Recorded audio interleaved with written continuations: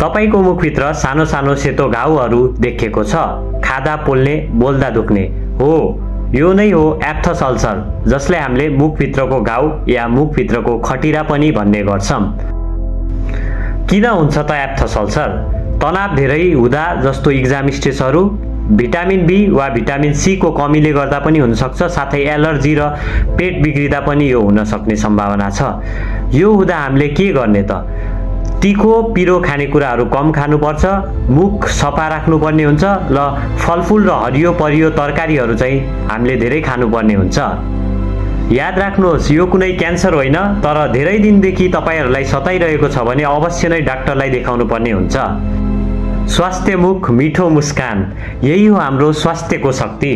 Stay healthy, stay aware. अनि subscribe साथै follow गर्न चाहिँ नबिर्सिनु है, किनभने सब्स्क्राइब गर्नु भनेको भिटामिन खाए जस्तै हो, हानि केही पनि छैन, फाइदै फाइदा मात्र छ यसको।